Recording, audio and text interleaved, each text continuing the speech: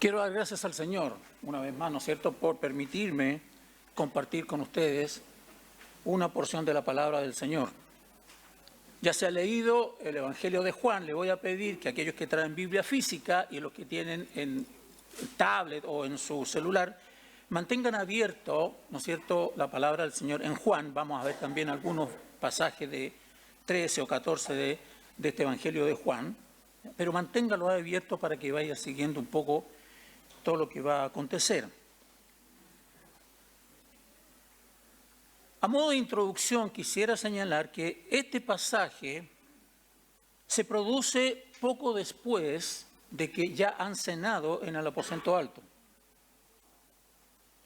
Han terminado la cena y en Juan capítulo 13, verso 2, dice la Escritura, y cuando cenaban, o sea, están en la cena en el aposento alto, la última cena que nosotros conocemos, etcétera, etcétera, donde Jesús, ¿no es cierto?, le está diciendo a los discípulos las últimas palabras. En pocas horas más, Él va a ser entregado y va a ser, ¿no es cierto?, todo el proceso hasta la consumación de la crucifixión. En el verso 4 de Juan 13 dice que Él se dispone a lavar los pies de sus discípulos. Empieza a hacer una serie de enseñanzas Jesús a sus discípulos que son súper trascendentales para la vida cristiana. De hecho, en este pasaje de Juan 15, ¿no es cierto?, Jesús establece los principios de la vida cristiana profunda. Y en este pasaje, Juan 13, verso 4, se dispone a lavar los pies de sus discípulos. Luego en el verso 21, Él se conmueve en espíritu y anuncia la traición de uno de los 12. Uno de los 12 lo iba a traicionar. En el verso 36, Jesús anuncia, estoy viendo de Juan 13, en el verso 36 anuncia que Pedro lo va a negar 3 veces. Le digo estas cosas para que usted entienda un poco el contexto en el cual está ocurriendo todo esto que está pasando, para llegar después al pasaje que quiero compartir con ustedes. Ya vamos ahora en el verso capítulo 14, verso 1, dice, no se turbe vuestro corazón. ¿Creéis en Dios? Crean también en mí. Aquí la cosa cambia, ya no son experiencias, ¿no es cierto?, que tienen que ver con la vida cristiana. Aquí ya empieza Jesús a dar promesas para que ellos estén firmes en la fe en Jesús. No se turbe vuestro corazón. Verso 15 del capítulo 14 dice que va a venir el Espíritu Santo, promete el Espíritu Santo a los discípulos. Y termina el versículo 14 diciendo, en el pasaje, capítulo 14, verso 31, dice, levantaos, vamos de aquí. Y salen caminando por Jerusalén. En pocas horas más Jesús va a ser traicionado y va a ser arrestado. Una primera pregunta, en esta caminata que sale Jesús con estos discípulos, ¿con cuántos de los discípulos iba? ¿Iba a los 12? Solo 11. Judas ya había sido... No habían sabido estas cosas, ¿viste? No, antes de eso, por favor. Yo me excedí aquí. ¿Ya? Deja la primera nomás. Bien, entonces, Él sale del aposento con 11 de los 12 discípulos. Judas ya había sido, ¿no es cierto?, declarado como traidor. Y después vamos a volver a ese pasaje. ¿Ya? Entonces Él sale caminando con los 11. Algunos estudiosos de las Escrituras señalan que en esta caminata por Jerusalén se habrían encontrado con una viña y por lo tanto Jesús hace esta analogía del capítulo 15. Bien, entonces, dice Jesús, yo soy la vid verdadera. O sea, ellos sabían perfectamente a qué Jesús se estaba refiriendo porque era una actividad normal en aquellos tiempos de Jesús. Utiliza esa imagen Jesús para establecer esta enseñanza que quiere entregar a sus discípulos. Por medio de esta metáfora, y quizás algo extensa, de la vid y los pámpanos, Jesús, como ya dije, estableció los principios básicos de la vida cristiana profunda. Por eso me gustaría que usted pusiera mucha atención a cada una de las cosas que vamos a exponer esta mañana, ¿ya? Porque tienen que ver mucho, no con mi hermano que está al lado, ni con la hermana que está al otro lado. Tiene que ver con cada uno de nosotros, con cada uno de nosotros. ¿Bien? Quiero centrarme en esta mañana en los personajes que hay en esta historia, en este pasaje. Llámelo parábola, llámelo metáfora, lo que usted entienda, pero en este pasaje hay varios personajes de los cuales nosotros podemos extraer muchas enseñanzas. Y vamos a ver, ¿no es cierto?, el primero. Dice Juan, capítulo 15, verso 1. Yo soy la vid verdadera. Detengámonos ahí. ¿Quién está hablando acá? ¿Quién habla? Jesús. Y él dice, yo soy la vid verdadera. Ahora, los judíos que lo estaban escuchando, ¿entendían a qué se refería o cuál era la alegoría que él estaba diciendo? Claro que sí. ¿Por qué? Porque en el Antiguo Testamento nosotros entendemos y sabemos que hemos estudiado la Escritura, ¿no es cierto? La vid era señalada como una imagen del pueblo de Israel, del pueblo escogido de Dios. La vid. Si usted me acompaña y vamos a Isaías, capítulo 5, versos del 1 al 4, dice así lo siguiente, el profeta Isaías: ahora cantaré por mi amado el cantar de mi amado a su viña. Tenía mi amado una viña en una ladera fértil. La había cercado, había despedregado, implantado allí vides. Vides escogidas. Ojo con esa palabra, vides escogidas. Había edificado en medio de ella una torre y hecho también en ella un lagar. Y esperaba que diese uvas buenas, dulces, agradables al paladar. Pero dio uvas amargas o silvestres, amargas. Ahora pues, vecinos de Jerusalén y varones de Judá, juzgad entre mi viña, o entre mí y mi viña. Pregunta que hace Dios que plantó esta viña. Dice, ¿qué más se podía hacer a mi viña que yo no haya hecho en ella? ¿Cómo yo, esperando que diese uvas, ha dado uvas silvestres? Jesús está haciendo aquí un paralelo, ¿no es cierto?, entre una viña de uvas, etcétera, ramas, etcétera, plantada, con el pueblo de Israel. El pueblo escogido de Dios, que fue plantado como una viña, no dio el ancho, no produjo el fruto que se esperaba de ella. Ellos eran la nación escogida que Dios había plantado como una viña para que diera el fruto y pudieran mostrar al resto de las naciones paganas cómo era vivir una vida centrada en la palabra de Dios. Pero fallaron. No dio el ancho. Entonces Jesús dice ahora, yo soy la vid verdadera. Ahora, en el Salmo 80, capítulo del 8 al 15, usted puede ver también, ¿no es cierto?, algo relacionado con esto de la viña, como el pueblo de Israel. Jesús dice, yo soy la vid verdadera. Por contraste, uno pudiera entender de que hay vides falsas, ¿sí? Hay vides falsas. Y cada uno de nosotros, si miramos ahora en nuestra contemporaneidad, nos damos cuenta que muchas vides se han plantado, pero no por el Señor. Hay una sola vid verdadera. No son muchas las vides verdaderas, no son varias las vides verdaderas, no son dos las vides verdaderas. Una es la vid verdadera, Jesucristo el Señor. No hay otra.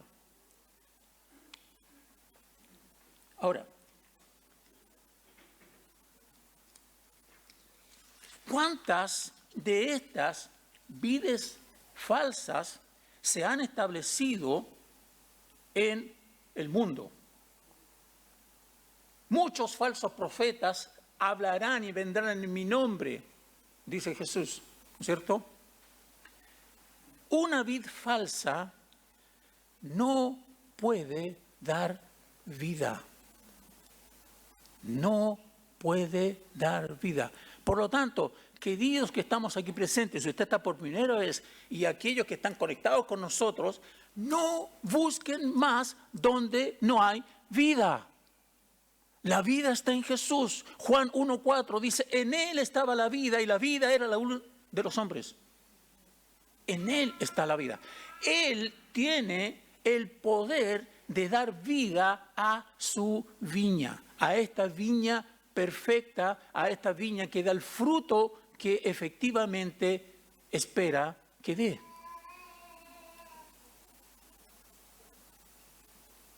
En este contexto, una vid falsa solo va a producir miserias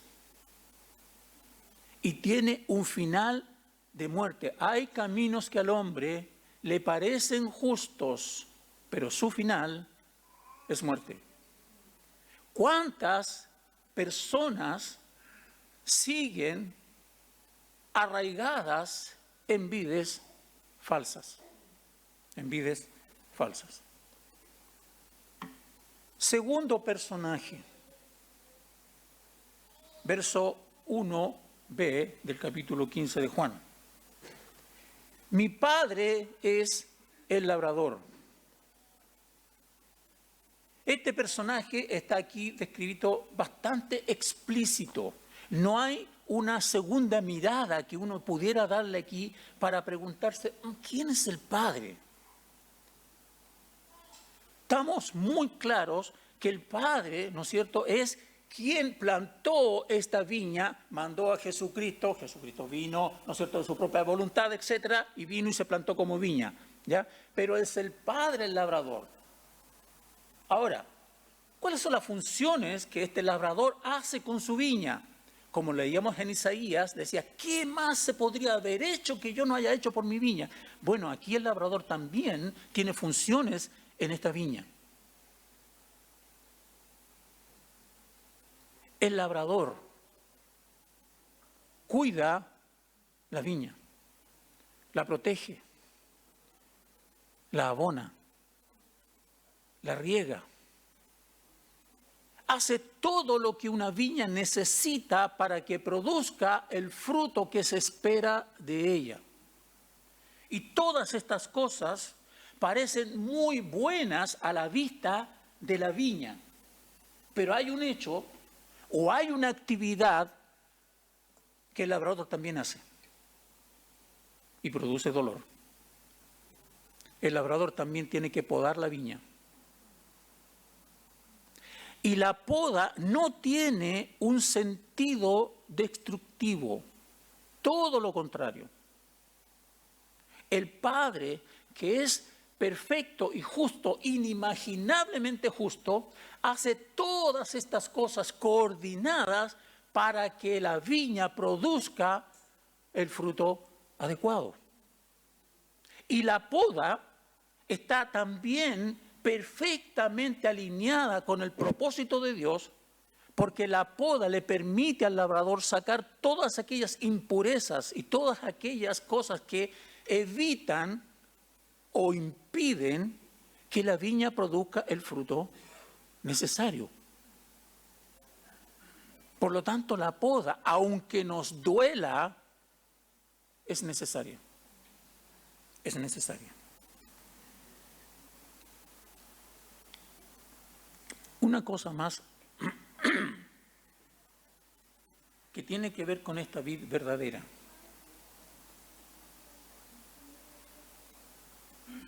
Usted y yo no pertenecíamos a esta vid verdadera. Y no estoy diciendo una herejía. No pertenecíamos. ¿Por qué? Porque nosotros estábamos muertos en delitos y pecados. No podíamos pertenecer, ¿no es cierto?, a esta vid verdadera. Pero Dios, que es grande en misericordia, mire lo que hace el apóstol Pablo en Efesios capítulo 2, verso 1, si gusta lo busca por ahí en su Biblia. Efesios capítulo 2, verso 1 dice: y Él os dio vida. Él os dio vida a vosotros cuando estabais muertos en delitos y pecados. Y nosotros hemos sido injertados en esta vid verdadera. Usted no sé si conoce cuando de repente injertan una planta dentro de otra, ¿no es cierto?, para que agarre la savia de esa. Bueno, nosotros hemos sido injertados en esta vid verdadera. Y ya sabemos, ¿no es cierto?, que con el sacrificio de Jesús ya separó, o sea, abolió toda la pared intermedia que había entre judíos y gentiles y hizo de ambos un solo pueblo. Nosotros fuimos injertados en esa vid verdadera. Usted y yo. No porque haya méritos en nosotros, porque no los hay. No incluso porque nosotros lo hubiéramos pedido.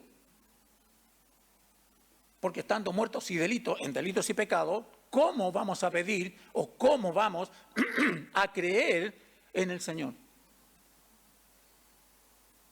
Jesús dijo: no me escogieron ustedes a mí, yo los escogí a ustedes. Él te escogió a ti, hermano, hermana, Él te escogió a ti, hermano, tú que estás conectado ahí, escuchando este sermón. Él fue quien te escogió y te injertó en esta vid verdadera. Los personajes de esta vid continúan. Veamos ahora los siguientes personajes. Juan 15, verso 5, Jesús nuevamente vuelve a decir: yo soy la vid verdadera. En el versículo 1, Él establece una relación vertical. Yo soy la vid verdadera, mi Padre es el labrador. Ahora establece una relación horizontal. Yo soy la vid verdadera, vosotros, todos nosotros, somos los pámpanos. Todos nosotros somos los pámpanos. Y vemos acá que los pámpanos se dividen en dos subgrupos. Pámpanos que no dan fruto y pámpanos que sí dan fruto. Entonces, hay varias cosas que aquí me hacen hacerme muchas preguntas. ¿Quiénes son entonces los pámpanos? ¿Somos todos nosotros? ¿Son los que no conocen al Señor también? ¿O son solo los cristianos? Si fueran solo los cristianos, perfecto. ¿Cómo, estando en la vid verdadera y no damos fruto?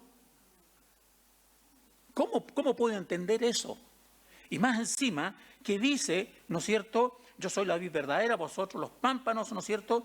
Todo pámpano, verso 2, capítulo 15, verso 2, todo lo pámpano que en mí no lleve fruto, lo quitará y lo echará y lo recogen y se quema.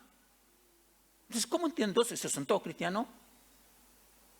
Entonces, ¿cómo puedo entender aquellos pámpanos que no dan fruto? ¿Qué hay de el que a mí viene, no le echo fuera? ¿Qué hay de si mi Padre, todo el que mi Padre envía a mí, vendrá a mí y yo no le echo fuera? ¿Cómo entiendo eso respecto de estos pámpanos que no dan fruto? Piense lo siguiente. Vamos a hacer tratar de entender un poco este proceso y siga mi línea de pensamiento. Es lo siguiente. Vayamos a Juan capítulo 13, verso 21 en adelante.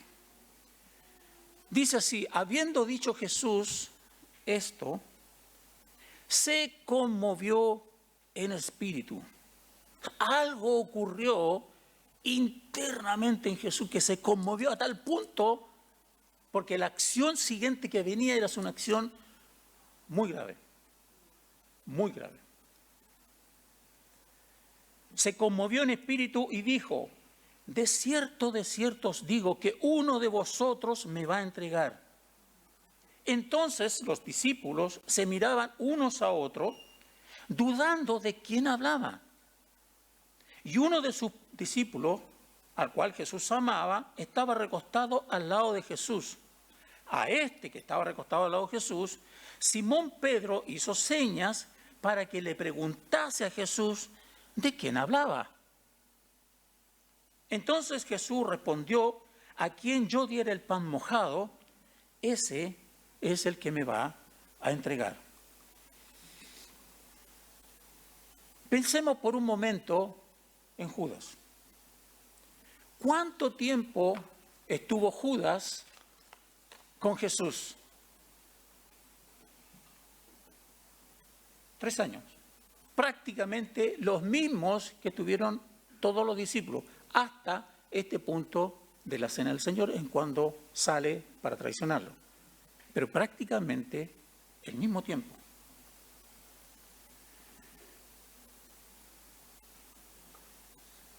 Judas escuchó los mismos mensajes que escucharon los otros 11.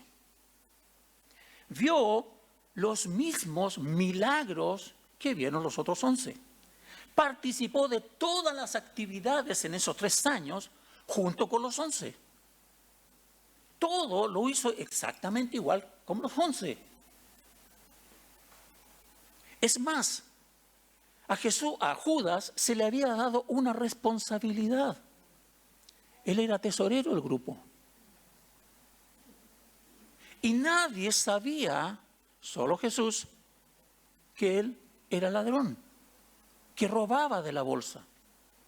Eso usted lo puede ver en Juan capítulo 12, verso 4 al 6. Ahí explica que él hurtaba de la bolsa cuando se derramó un perfume de alabastro sobre los pies de Jesús, y él establece y dice: escucha, si hubiésemos vendido este perfume, lo hubiésemos dado a los pobres, etcétera, etcétera, por el precio, pero un precio muy caro. Y Jesús, ¿no es cierto?, le dice: no te preocupes, que esto lo has hecho para ungir mis pies para la sepultura. Pero ¿qué dice Juan ahí? Él no lo dijo porque amaba a los pobres, lo dijo porque hurtaba de la bolsa. Todas las cosas. Entonces la pregunta que yo me hago: ¿qué aspectos tenía Judas que pudiera haberle dicho a los demás apóstoles que él no era un discípulo que daba fruto? No había nada que los otros discípulos hubieran podido percibir externamente que él era traidor. No tenían cómo. De hecho, se preguntaban entre ellos: ¿de quién está hablando Jesús? ¿Cómo es posible que uno de nosotros lo va a entregar? No entendemos. Y Pedro, ¿no es cierto?, le pregunta a Juan, el discípulo amado, ¿no es cierto?, pregúntale de quién está hablando, porque no tenemos idea nosotros. Todos los 12 parecían pámpanos. Actuaban como pámpanos. Participaban de todas las actividades como pámpanos. Pero este pámpano en particular no daba fruto. Este pámpano en particular no daba fruto. Tenía que ser sacado. Tenía que ser sacado.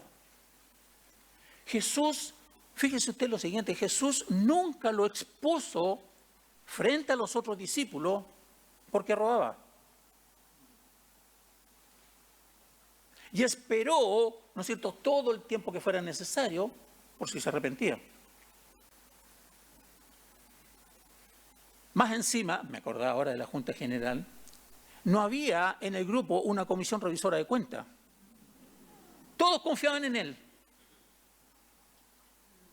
No había ahí nada que pudiera mostrarse o verse de que algo raro está haciendo Judas y no nos cuadra esta cosa. No había un Iván Castillo, es que estas cifras no me cuadran. No había nadie ahí, ¿no es cierto? Entonces él solito, y es cierto, pero Jesús sabía, pero nunca lo expuso. Nunca lo expuso. El verso 2 de Juan, capítulo 15, dice, todo pámpano que en mí no lleva fruto lo quitará. Qué terrible situación ocurre aquí. Dicho en otras palabras, cuidado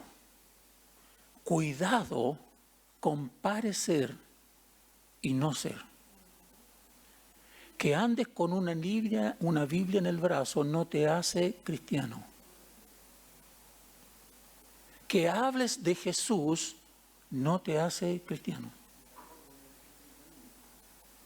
Que participes de todas las actividades que se hacen en la iglesia no te hace cristiano. Cuidado con parecer y no ser. Hay pámpanos que no llevan fruto y están en el cuerpo. O sea, están con nosotros, pero no son de nosotros. Y ni usted ni yo tenemos la capacidad de discernir si el hermano es o no es. No tenemos esa capacidad, porque nosotros no podemos saber las intenciones del corazón de ninguna otra persona. No sabemos. Pero hay un Dios que sí. Hay un Dios que sí. Jeremías, capítulo 17, muy conocido, versos 9 y 10, dice, engañoso es el corazón más que todas las cosas y perverso. ¿Quién lo entenderá? Yo, Jehová, que escudriño la mente y las intenciones del corazón. Ustedes saben que yo estaba antes con el grupo de música y muchas veces les dije esto como para que se grabara bien en su mente, y lo digo ahora, y si usted puede anotar por ahí, anote por favor. Se pueden hacer cosas correctas, pero con el corazón incorrecto. Usted puede hacer cosas correctas y yo puedo interpretar, oye, este hermano súper espiritual hace todas estas cosas, pero resulta que Dios conoce su corazón y a lo mejor su corazón es incorrecto.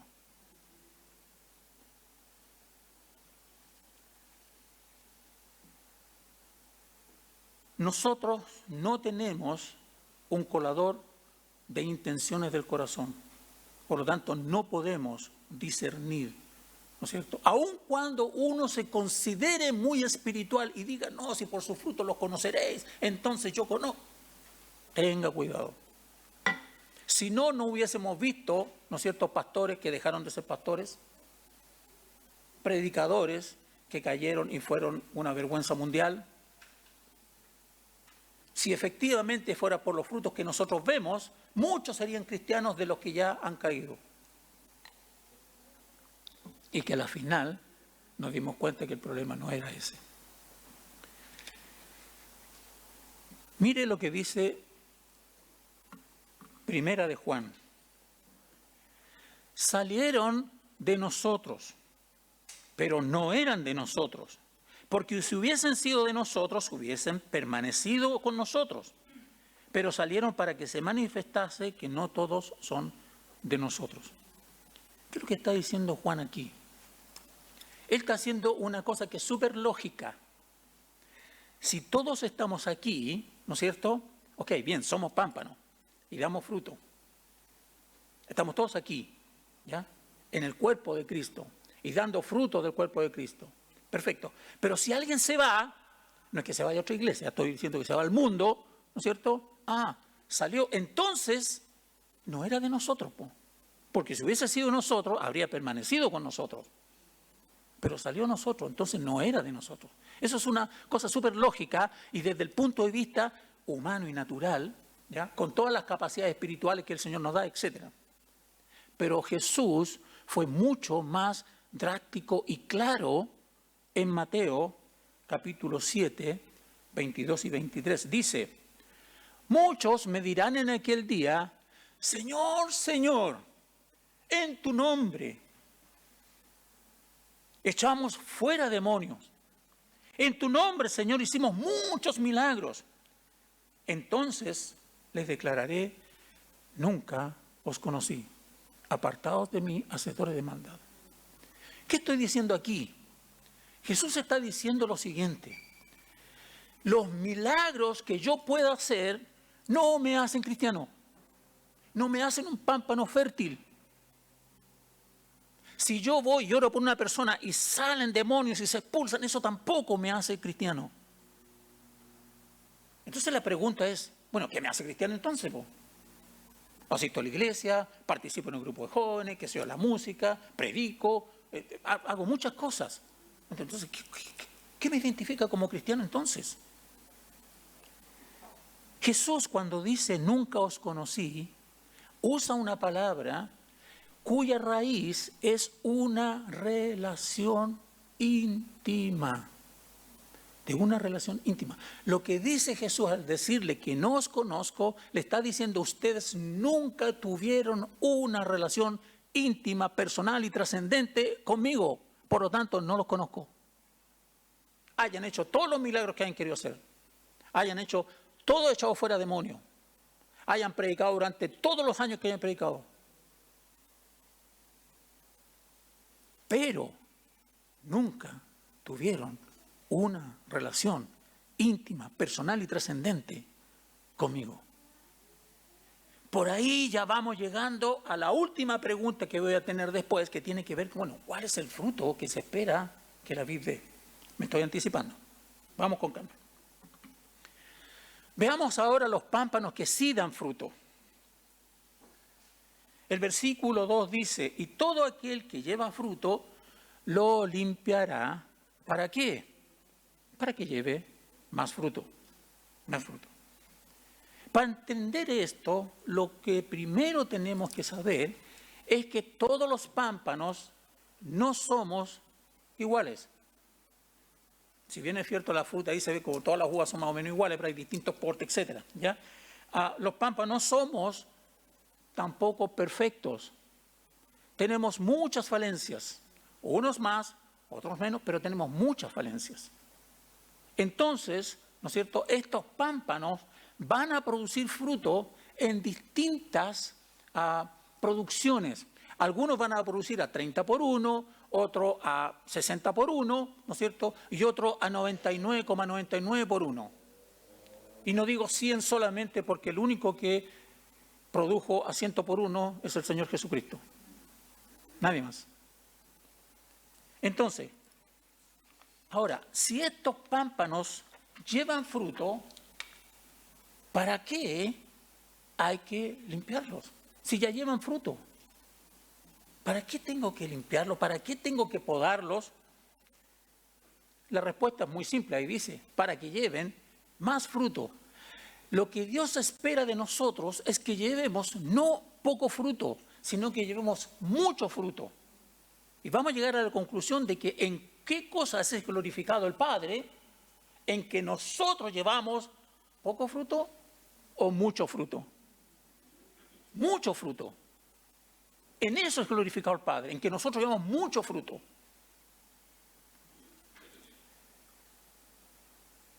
Cada uno de nosotros tiene distintos grados de madurez espiritual. Algunos conocen más de la Escritura, otros conocen menos, algunos se han acercado al Señor y han reconocido al Señor como su Señor y Salvador, ¿no es cierto?, recién, por lo tanto no pueden conocer mucho la Escritura y la Escritura se empieza a revelar y cada uno vamos en distintos niveles de madurez espiritual.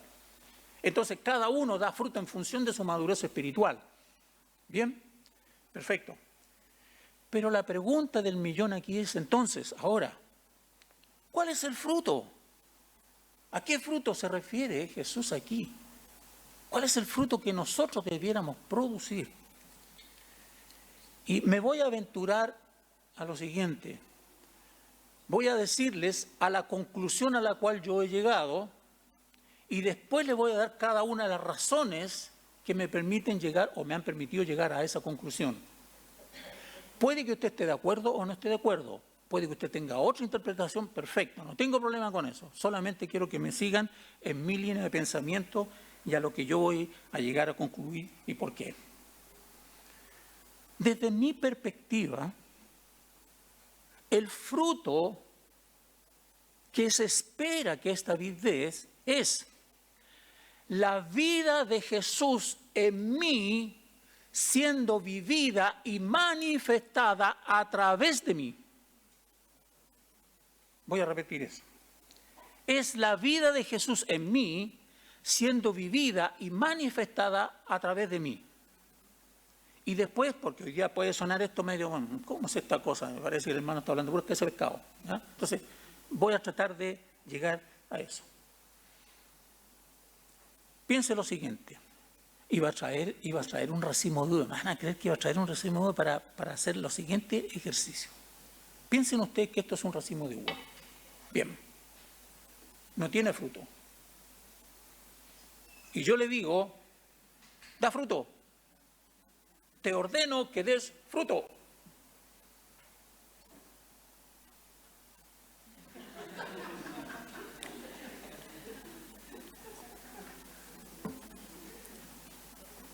Excelente. Aquí tenemos. Miren este. Está peladito. Yo lo voy a poner aquí y le voy a decir, da fruto. Imagínese usted que yo soy Dios y le digo a este pámpano, da fruto. Yo no veo a este pámpano haciendo un esfuerzo tremendo por dar fruto. No puede dar fruto. Tiene que estar unido a la vid. Tiene que estar unido a la vid. Si no, le es imposible dar fruto. ¿Por qué? Cuando yo lo saco de aquí, de la rama, de la vid, ya no recibe la savia que necesita para producir el fruto. Ahora, si yo estoy unido a Cristo, intrínsecamente unido a Cristo, ¿voy a dar fruto o no? Voy a dar fruto, porque estoy unido a Jesús. Si yo me desuno de Jesús y no estoy unido a Jesús, no puedo dar fruto. Me es imposible dar fruto, el fruto que se espera. ¿Me estoy explicando bien, no es cierto? Por lo tanto, si yo digo que el fruto es la vida de Jesús en mí, siendo vivida y manifestada a través de mí, yo tengo que estar intrínsecamente unido a Jesús. Mire, lo que dice a Romanos, voy a avanzar aquí. Romanos capítulo 8, verso 29. Dice, porque a los que antes conoció, a estos también predestinó para que fuesen hechos conforme a la imagen, ¿de quién? De su Hijo. Usted y yo fuimos predestinados para que seamos la imagen de Cristo en nuestra vida. Si yo no estoy unido a Jesús, no puedo ser la imagen de Jesús. No puedo. Porque no tengo las capacidades para producir el fruto, ¿no es cierto?, que se espera de mí.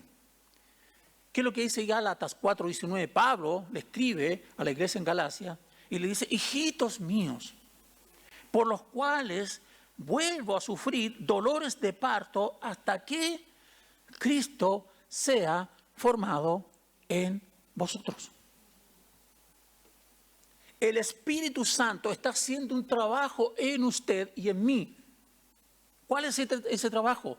Producir a Cristo en nosotros. Para que la gente no solo lo vea a usted, ni sus propias capacidades, sino vea cuánto hay de Cristo en su vida. Cuánto hay de Cristo en su vida. Amados hermanos, y también amigos y ustedes que nos están escuchando a través de la transmisión, el propósito del Padre es que cada uno de nosotros pueda mostrar la vida de Jesús en nosotros y a través de nosotros. La vida de Jesús en nosotros y a través de nosotros. ¿Cuántas veces cantamos que hemos sido llamados de las tinieblas a su luz admirable para mostrar las virtudes de aquel que nos llamó? ¿Cuántas veces cantamos eso? Muchas veces. Pero ¿cuánto de eso es una realidad en nuestra vida? ¿Cuánto es una realidad en nuestra vida? ¿Cuántas veces nosotros estamos mostrando en nuestra vida, en nuestro comportamiento, en nuestra manera de interpretar la vida, en nuestra cosmovisión? ¿Cuánto de eso mostramos las virtudes de Cristo?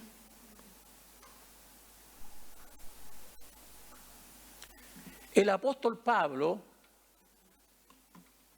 llegó a una conclusión en función de todo su crecimiento espiritual. Y él dijo lo siguiente, Gálatas capítulo 2, verso 20. Con Cristo estoy juntamente crucificado y ya no vivo yo, mas Cristo vive en mí. Y lo que ahora vivo en la carne, lo vivo en la fe del Hijo de Dios, el cual me amó y se entregó a sí mismo por mí. No sé si ya están entendiendo, si no me he explicado muy mal, cuál podría ser el fruto que se espera que nosotros demos. Si puede anotar en el margen de su Biblia o en su mente lo siguiente. La verdadera experiencia cristiana no ocurre fuera del creyente, ocurre dentro del creyente. Dentro. Dios, a través de su Espíritu Santo, está trabajando con usted y conmigo en función de producir a Cristo en nosotros, la vida de Jesús en nosotros, para que manifestemos hacia afuera la vida de Jesús. Si el pámpano que da fruto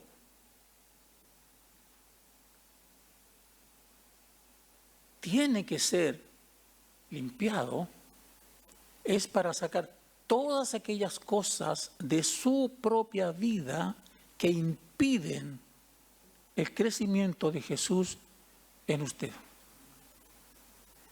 Todas las cosas que en mi vida hay que se interponen en mi crecimiento espiritual tienen que ser cortadas, aunque me duela. Porque el propósito que hay es que yo dé mucho fruto, mucho fruto.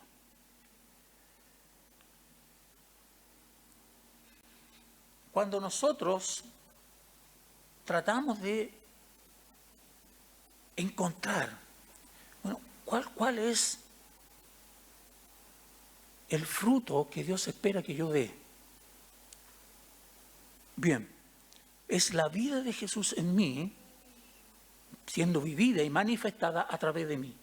Bien, perfecto. La vida de Jesús. El evangelista Juan, lo que escribe Juan el Bautista, dijo en un momento determinado una frase que a mí me ha hecho mucho sentido y también marcó una etapa muy importante también en mi vida. Él dijo lo siguiente en respuesta a sus discípulos que estaban contrariados porque Jesús supuestamente tenía mucha más gente que Juan. Y Juan dijo, es necesario que Él crezca y que yo mengüe. O sea, en mi vida, el Espíritu está tratando de hacer conmigo que yo sea menos yo y más Jesús en mí. ¿Me explico? Que la vida de Jesús se manifieste más en mi propia vida que las pocas cosas de mi propio carácter. Mi carácter tiene que cambiar. Mi forma de pensar tiene que cambiar. Mi manera de ser tiene que cambiar. Pablo, ¿no es cierto?, en Romanos capítulo 12, verso 2, dice, no os conforméis a este siglo, sino sean transformados, ¿no es cierto?, por medio de la renovación de vuestro entendimiento, para que comprobéis cuál es la buena voluntad de Dios, agradable y perfecta. Si mi mente no es renovada, es imposible que yo pueda entender la buena voluntad de Dios, agradable y perfecta. Entonces, Para concluir, le voy a pedir a los músicos que pasen, por favor. ¿Dónde yo puedo encontrar el carácter de Jesús en las Escrituras? ¿Dónde lo puedo encontrar? Acompáñeme usted a Gálatas, capítulo 5, verso 22 al 25. Más el fruto del Espíritu. Hermano, no dice los frutos, dice el fruto. Es el fruto, que tiene 9 virtudes. Y estas 9 virtudes están relacionadas de 3 en 3, en sus grupos de 3, ¿no es cierto?, con distintas áreas de relación. Dice, más el fruto del Espíritu es amor, gozo, paz. Estas 3 virtudes están relacionadas conmigo mismo. ¿Siento gozo yo en todas las circunstancias de la vida? Porque sé que Dios tiene control de todas las cosas. ¿Siento paz cuando se me desmorona todo el edificio que he construido? ¿Siento paz cuando tengo un familiar enfermo? ¿Hay gozo en mi corazón? Bueno, todas esas cosas las produce el Espíritu Santo en nosotros, en relación con nosotros. Paciencia, benignidad, bondad en mi relación con mis pares. Espero que usted me tenga paciencia. Gracias, hermana, lo agradezco mucho. Por lo menos uno respondió, digamos, ¿ya? El resto parece que no me tiene mucha paciencia. Bien, gracias, hermana, ya, estoy feliz. Paciencia. Benignidad. ¿Es usted bondadoso? Pero bondadoso, bondadoso. No solamente bondadoso con aquellos que le caen bien. Bondadoso con todo el mundo. Eso es fruto del Espíritu. Fe, mansedumbre, templanza en relación vertical. ¿Tiene fe inquebrantable en Dios? ¿Que todo lo que ha prometido se va a cumplir? Incluso cuando usted lo vea todo negro y parece que Dios estuviera jugando en contra suya. Templanza. Que a pesar de todas las cosas y el fuego de la prueba, uno permanece inmóvil, confiando en el Señor. Pregunta, ¿cómo está tu vida espiritual?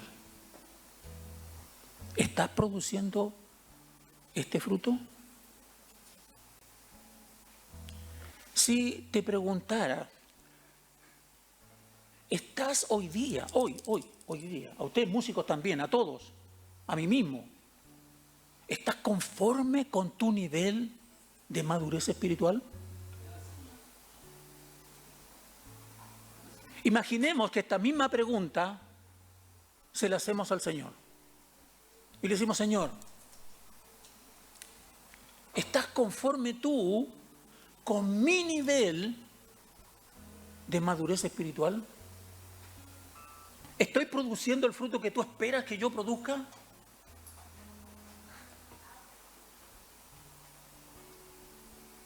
No es necesario que me responda a mí, respóndase usted mismo.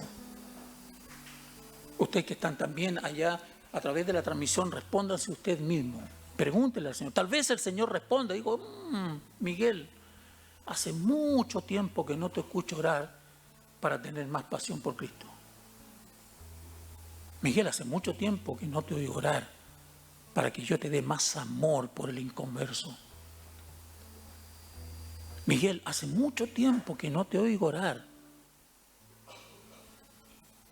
para que el Evangelio sea proclamado.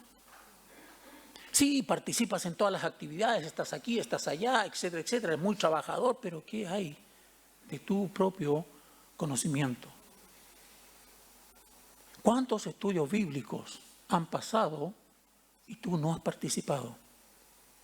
Yo no sé qué respuestas el Señor le puede dar a ustedes, a cada uno, pero sería bueno preguntarle al Señor si el Señor está de acuerdo con el nivel espiritual que actualmente tenemos. Póngase en pie, por favor, vamos a orar, hermano.